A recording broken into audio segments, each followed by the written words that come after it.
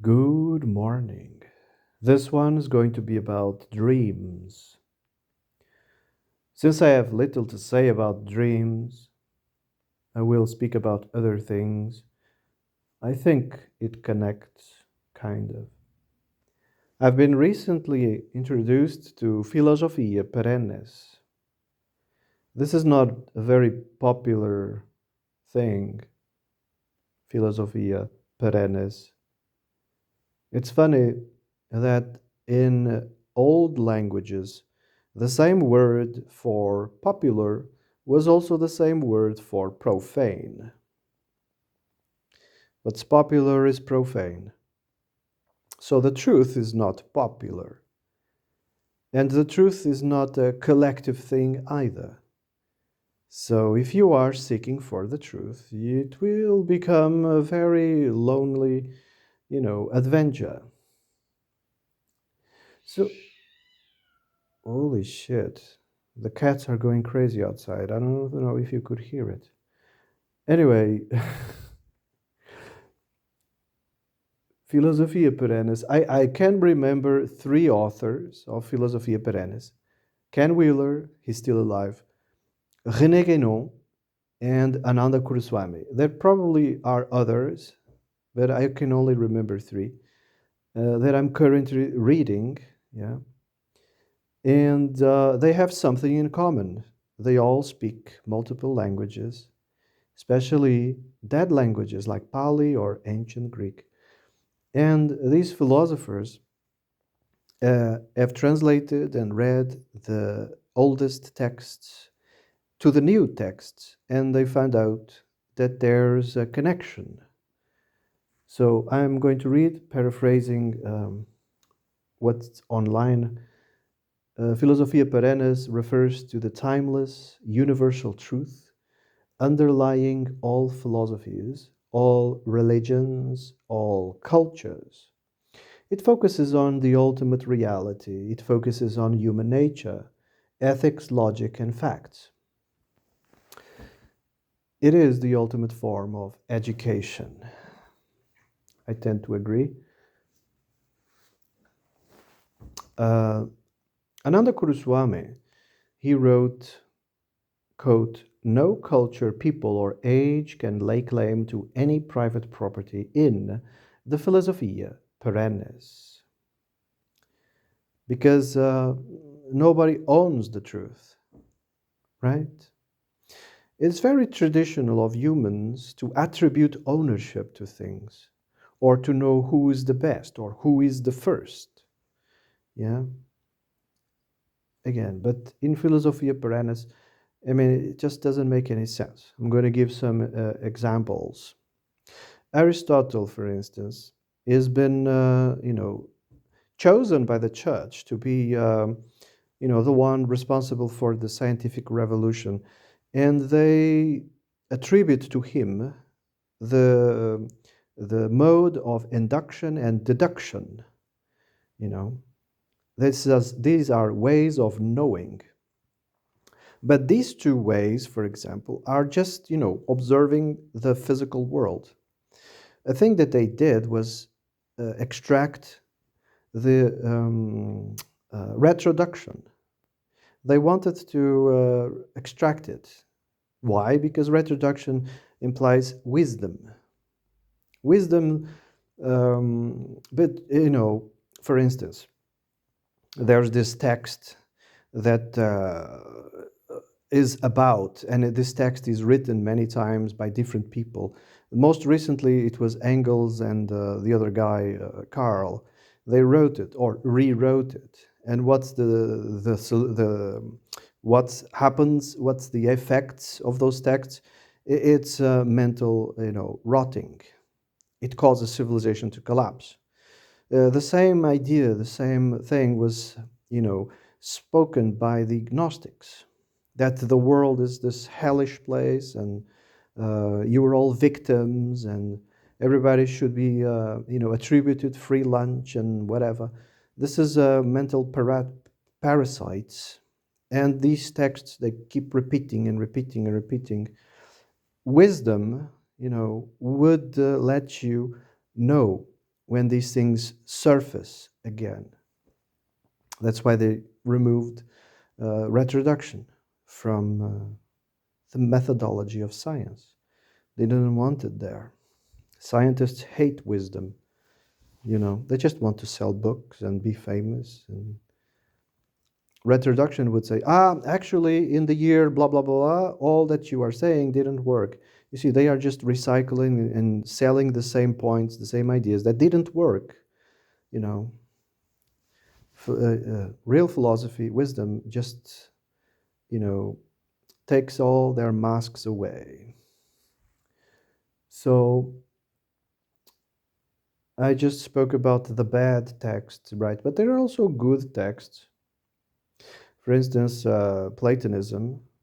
Everything that is attributed to Plato is not his. He never claimed it was his. The same way as Sri Shankarya. Everybody attributes to him the Arya Vedanta. It's not his.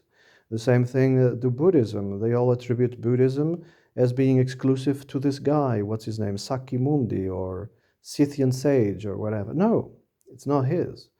He didn't come up with it. He's just, using Philosophia Perennis. Yeah. This is beyond, far, before people started writing. In those days, everything was, transmitted mouth to mouth, which actually made more sense, because it kind of adapted better to the ages, I suppose. Whenever you pick up a text from thousands of years ago and try to translate it, if you don't have a mind, a metaphysical mind, you end up, mistranslating everything. Like Egyptian hieroglyphs, it's all gibberish, all of these translations, because nobody has a metaphysical mind. Nobody has a priest mind. Anyway, so this is a little bit about Philosophia Perennis. Now, dreams. Dreams, I wouldn't pay much attention to dreams. I never understood why people keep journals or and do dream investigations, and it feels to me like a waste of time. And I thought also as being worshipping the ego. I thought, why is he worshipping dreams? Why are they? Anyway, I find them amusing. Sometimes I remember them, but I soon forget about it, or often I don't remember them at all. It's not important, dreams. You see, I made this thing here. The mind is in the middle because the mind is in between the body, the psychophysical, and the spirit. Yes, the mind is something in between. Yeah. So dreams are, invented or inventions of the mind.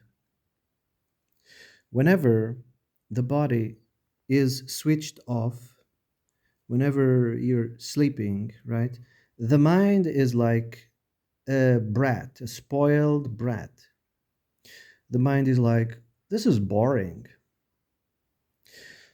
I am going to create another world. I'm going to create another body. That's why when you are dreaming or when you remember dreams, yeah, it doesn't make any sense. Some people claim that they can have power over dreams and control their dreams and stuff like that. I don't know if it's healthy or not to do that, but you know, if you're okay with it, do it. I wouldn't go that far. Dreams are pointless. They are alternative things that the mind just imagined. Uh, they are holographic, similar to this reality that we are living. Holographic, not a simulation. That's stupid. Yeah. No, it's holographic. It's created by who? The Spirit. This reality is holographic and it's created by the Spirit. So the mind is somewhere in between. This part here is temporal, it has a beginning and an end. And this part here is immortal. Yeah. Why does it dream? The mind.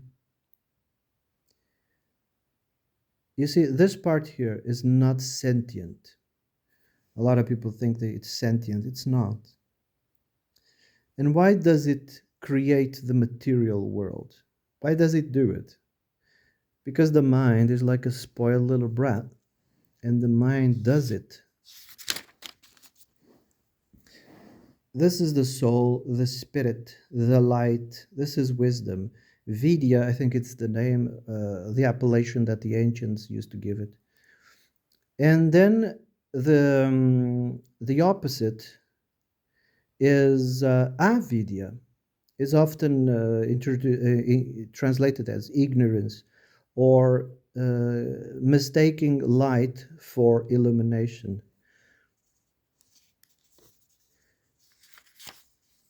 Ignorance of what? You see, the mind is like a spoiled little brat, and it will do what it wants, like create worlds, create these, imaginary worlds. Why ignorance? You see, it's like when you go to a cinema, you are watching a film, you're starting to get emotional. You are not in the film, right? The film is not reaching to you and touching you physically. Or but why are you feeling, moved and disturbed? Why is there a disturbance?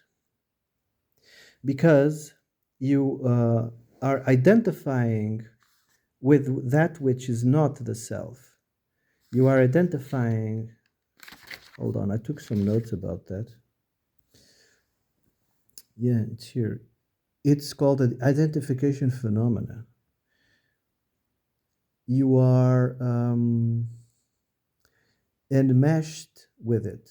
You are embroiled with it.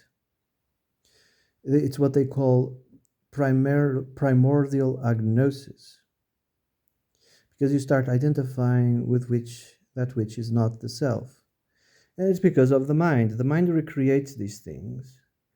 And then the self, the soul or the spirit, identifies with it.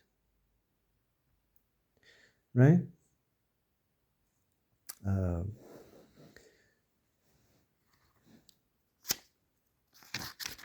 Where's the continuation? Oh, yes. I wanted to read a quote here.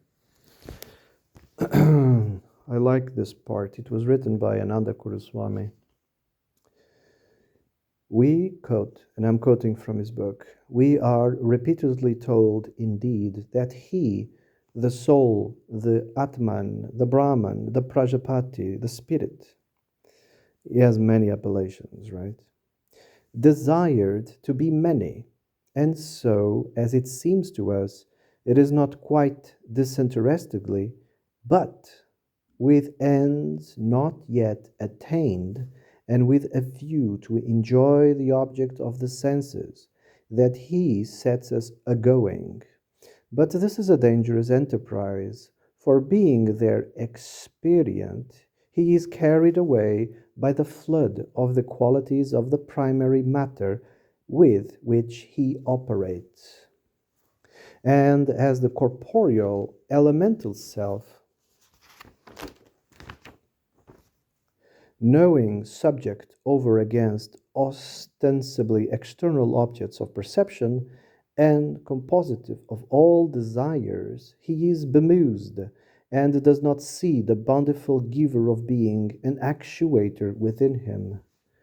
But he conceives that this is I and that is mine, and therewith binds himself by himself like a bird in a net, and so wanders around, in womb after womb, oti and noti, overcome by the fruits of actions and by the pairs of opposites. You see, these are opposites.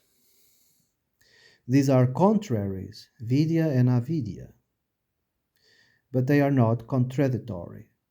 There are no contradictions. They might be opposites and contraries, but they are not contradictories. Must not mix that up.